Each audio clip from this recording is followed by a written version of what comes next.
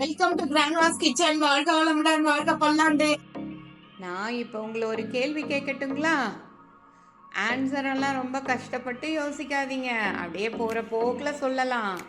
தெரிஞ்சதுன்னா நம்ம கமெண்ட் செக்ஷனில் சொல்லுங்கள். எவ்வளோ மேலேருந்து விழுந்தாலும் இதுக்கு மாத்திரம் அடியே படாது. அது என்ன? இன்னைக்கு நம்ம பார்க்க போகிறது பட்டாவரை இருக்கு இல்லைங்களா? அந்த பட்டாவரையில் ஒரு பருப்பு கூட்டுங்க. இதுக்கு அடுப்பில் வாண்டி வச்சிடலாம். அதில் கொஞ்சமாக கடுகு போட்டுடலாம். உளுத்தம்பருப்பு ஒரு ஸ்பூன் இருக்கிற மாதிரி போட்டுடலாங்க. போட்டுட்டு நம்ம யூஷுவல் கால்சியம் சத்து, எலும்புக்கு நிறைய சத்து கொடுக்கக்கூடிய கருவேப்பிலை இதையும் போட்டுடலாம். அவரைக்காய் இப்போ நான் இது மாதிரி கட் பண்ணி வச்சிருக்கேன் பாருங்க. இது மாதிரி கொஞ்சம் பெரிய பீஸாவே கட் பண்ணிக்கலாம். அதையும் இப்போ நம்ம போட்டுடலாம். போட்டுட்டு ஒரு 2-3 தடவை லைட்டா ஃப்ரை பண்ணிடலாங்க. லைட்டா ஃப்ரை பண்ணிட்டு அதுக்கப்புறம் கொஞ்சமா தண்ணியை ஊற்றி அப்படியே இதை மூடி வச்சிடலாம். இதை வேகிறதுக்கு நம்ம ஒரு 5 மினிட்ஸ் நம்ம விடலாங்க. பாருங்க, கொஞ்சமா தண்ணி ஊற்றினா போதும். ஊற்றிட்டு அதை அப்படியே அடுப்பை சிம்ல வச்சு மூடி வச்சிடலாம். நம்மளோட அவரைக்காய் சூப்பரா வெந்துருச்சுங்க.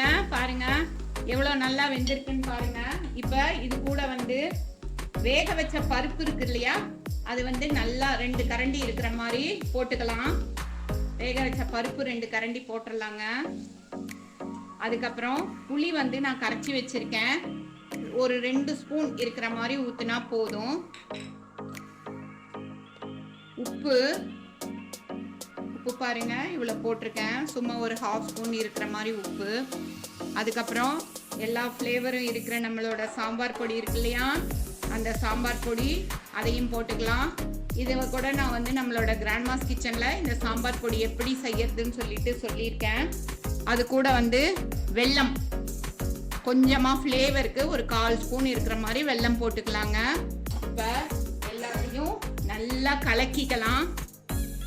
இதை எல்லாத்தையுமே கொஞ்சம் நல்லா கலக்கி விட்டுட்டு அதுக்கப்புறம் அடுப்பை சிம்ல வச்சுட்டு கொதிக்க விடலாங்க.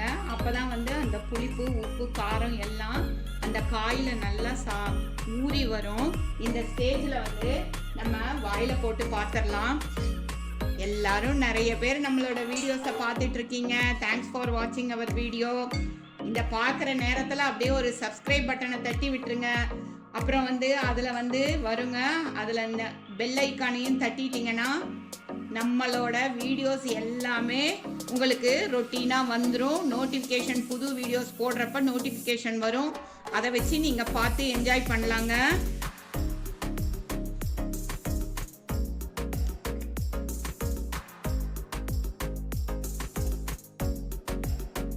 எல்லாமே ரொம்ப பர்ஃபெக்டாக இருக்குது. லைட்டாக உப்பு மாத்திரம் தான் பத்தலை. அந்த உப்பு மாத்திரம் கொஞ்சம் லைட்டாக போட்டுட்டோம்னா நம்மளோட சுவையான சூப்பரான ஒரு அவரைக்காய் பச்சடி, பருப்பு பச்சடி ரெடி ஆகிட்டு இருக்குங்க. இப்போ இது இன்னொரு 2 மினிட்ஸ் நல்லா கொதிக்க விடலாம். அப்போ தான் எல்லாமே கலந்து வெந்தாதான் அதோட டேஸ்ட் ரொம்ப நல்லா இருக்கும். ஒரு 2 நிமிஷம் நல்லா அது எல்லாமே கலந்து வெந்து வந்துருச்சுங்க. இந்த ஸ்டேஜில் நம்ம துருவின தேங்காய் ஒரு 2 ஸ்பூன் இருக்கிற மாதிரி போட்டுடலாங்க. போட்டுட்டு அடுப்பை ஆஃப் பண்ணிடலாம். தேங்காய் போட்டப்புறம் ரொம்ப நேரம் அது அடுப்பில் கொதிக்க வேண்டாம். அப்போ கொதிக்காமல் இருந்ததுன்னா அதோட ரியல் டேஸ்ட் அப்படியே இருக்குங்க. மோரோவர் தேங்காய் அடுப்பில் கொதிக்காமல் இருந்தால் அதோட சத்துக்கள் நம்மளுக்கு அப்படியே டைரெக்டாக கிடைச்சிரும். ரொம்ப நல்லது. இப்போ நம்மளோட சூப்பரான சுவையான ஒரு அவரை பருப்பு பச்சடி ரெடி ஆயிருச்சு. இது சூடு சாதத்துக்கு போட்டு சாப்பிட்டோம்னா அவ்வளோ டேஸ்டா இருக்குங்க. இதை இப்போ நம்ம ஒரு சர்விங் பவுலுக்கு மாற்றிடலாம்.